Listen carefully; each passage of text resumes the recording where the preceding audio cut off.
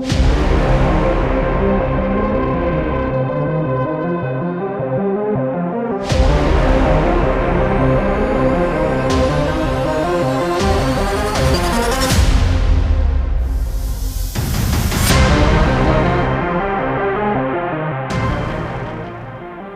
Iran अरब मोर्चा बनाने की तैयारी कर रहा है?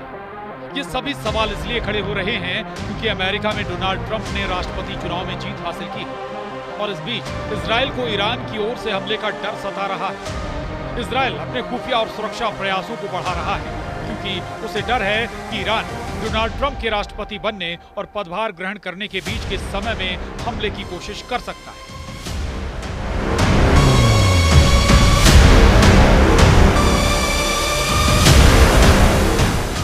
लेबनान में 17 सितंबर को हिजबुल्लाह मेंबर्स के पेजर में हुए सीरियल ब्लास्ट की जिम्मेदारी इजराइल ने 54 दिन बाद ली। प्रधानमंत्री नेतन्याहू ने रविवार को माना कि उन्होंने ही इजराइल की सुरक्षा को लेकर हमले की मंजूरी दी थी। 54 दिन बाद इस हमले की जिम्मेदारी तो इजराइल ने ले ली, लेकिन ईरान अब इस हमले को लेकर पलटवार करने के मूड में, क्योंकि इजराइल के हमले की जिम्मेदारी लेने के पीछे ईरान डोनाल्ड ट्रंप का राष्ट्रपति चुने जाना मान रहा है। अपने पिछले राष्ट्रपति कार्यकाल के दौरान ट्रंप ने ईरान के खिलाफ सख्त रुख अपनाया था, जिससे निपटने के लिए ईरान ने तैयारी शुरू कर दी और अब ईरान ट्रंप के खौफ से निपटने के लिए ईरान अरब मोर्चा बनाने पर फोकस कर रहा है। इसकी पहली कड़ी की तस्वीर तेहरान से सामने आई, जहां सऊदी अरब के general chief of staff Fayyad al Ruwaili ने ईरान के आर्म्स फोर्सेस के chief of staff Mohammad Bagheri से मुलाकात की। बता दें कि सऊदी अरब के साथ पिछले साल ही ईरान के रिश्ते में नया चैप्टर जुड़ा है, इसलिए ईरान सऊदी अरब के साथ नया गठजोड़ बनाना चाहता। साथ ही ईरान अमेरिका को मध्य पूर्व से बाहर करना चाहता और अगर अमेरिका की गैर मौजूदगी में मध्य पूर्व में चीन की ताकत बढ़ेगी तो ईरान का पक्ष मजबूत होगा। वह ईरान अपने परमाणु कार्यक्रम को मुकाम पर पहुंचाना चाहता है और सऊदी अरब जैसा शक्तिशाली देश अगर ईरान के साथ आता है तो जॉर्डन, तुर्की और मिस्र जैसे देश ईरान का साथ दे सकते हैं।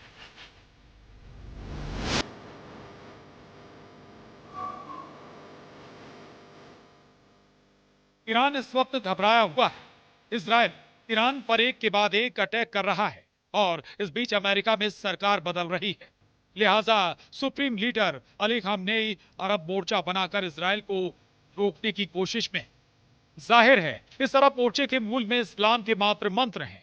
खामनेई मुस्लिम ब्रदरहुड का नारा देकर अरब देशों के साथ मिडिल ईस्ट का सबसे बड़ा गठजोड़ खड़ा करना चाहते हैं, जो शिया मुस्लिम बहुल ईरान और सुन्नी बहुल सऊदी अरब लंबे समय तक एक दूसरे के प्रतिद्वंदी रहे।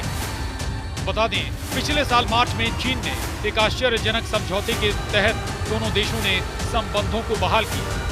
2016 में टूटे संबंधों को सालों बाद चीन ने बहाल किया। ईरान और सऊदी में लंबे समय से चल रहे संघर्ष का समझौता भले ही चीन ने कराया हो, लेकिन इसका कारण साफ था, ईरान इजराइल तनाव।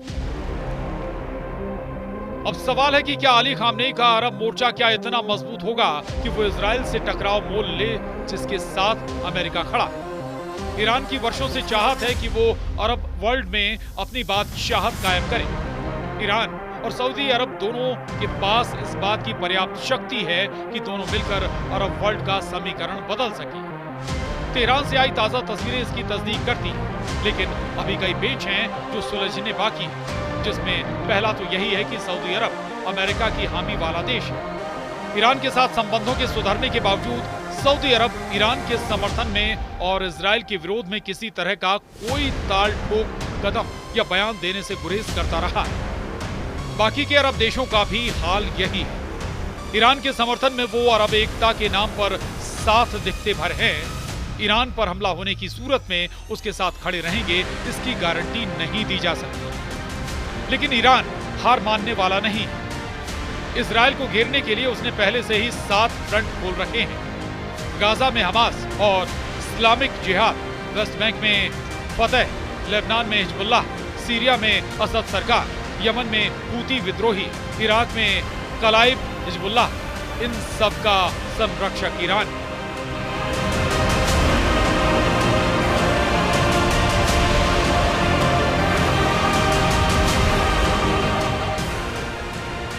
समझने वाली बात तो ये है कि ईरान अकेले अमेरिका तो दूर इजराइल से भी निपटने में सक्षम है, इसमें आशंका। हमास, हिजबुल्लाह या इराक या फिर हूती या सीरिया वो ताकतें नहीं हैं जिनके दम पर ईरान मिडिल ईस्ट से इजराइल का समूल विनाश कर उसके अस्तित्व को मिट्टी में मिला दे। इसीलिए खामनेई शायद इजराइल के खिलाफ एक ऐसा संगठन खड़ा करना चाहते हैं जो मुसीबत में साथ दे। लेकिन ये दूर की कौड़ी दिख रही है, जो पास की दिख रही है वो ये है कि 20 जनवरी के पहले इजराइल ईरान को साफ करने की तैयारी में। ट्रंप के एडवाइजर माइक इवांस ट्रंप चाहते हैं कि इजराइल अगले 8 हफ्ते में ईरान का काम तमाम कर दे।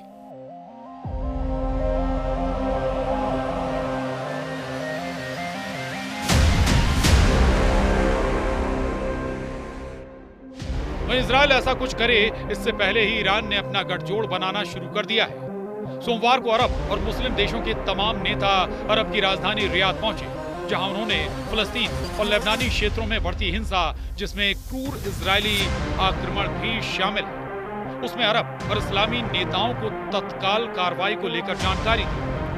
इस सम्मेलन की मुख्य प्राथमिकता फलस्तीनी और लेबनानी क्षेत्रों में इजरायली आक्रमण को रोकना, आम लोगों की रक्षा करना और क्षेत्र में शांति के साथ स्थिरता स्थापित करने के नजरिए से अंतर्राष्ट्रीय समुदाय पर दबाव बनाना था। रियाद में चल रहे इस सम्मेलन में शामिल होने के लिए पाकिस्तान के प्रधानमंत्री शहबाज शरीफ भी रियाद पहुंचे।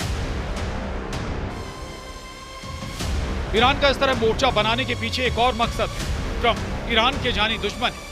अपने पहले कार्यकाल में भी ट्रंप ने ईरान के खिलाफ कई एक्शन लिए, इसलिए ट्रंप के पदभार संभालने से पहले ईरान इजराइल के खिलाफ मोर्चा तैयार कर बड़ा हमला करने की तैयारी में और मिडिल ईस्ट से अमेरिका को भी बाहर रखना चाहता है। वहीं इजराइल ट्रंप के राष्ट्रपति चुने जाने के बाद मिडिल ईस्ट में अपना परचम लहराने के लिए तैयार है। ऐसा इसलिए है क्योंकि नेतन्याहू को लगता है कि ट्रंप जब राष्ट्रपति पद की कुर्सी संभालेंगे तब उन्हें हमास से लेकर हिजबुल्लाह, हूती और ईरान तक सभी दुश्मनों पर अटैक की खुली छूट मिलेगी। इजराइल के प्रधानमंत्री बेंजामिन नेतन्याहू ने सिर्फ 24 घंटे में अमेरिका के नवनिर्वाचित राष्ट्रपति डोनाल्ड ट्रंप के साथ 3 बार फोन कॉल पर बात की।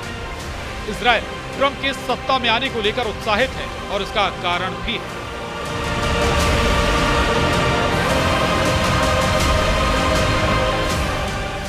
ट्रंप के आने के पदभार संभालने के बाद ईरान का क्या होगा या इजराइल क्या करने वाला है, इसके संकेत मिलने शुरू हो गए हैं। लेकिन राजनीति और कूटनीति कभी भी किसी भी वक्त करवट बदल लेती है। लिहाजा ईरान का अरब मोर्चा या इजराइल का ईरान का काम तमाम करने की कोशिशें कितनी कामयाब होती हैं, ये वक्त के साथ पता चलेगा। Bureau report, news 18।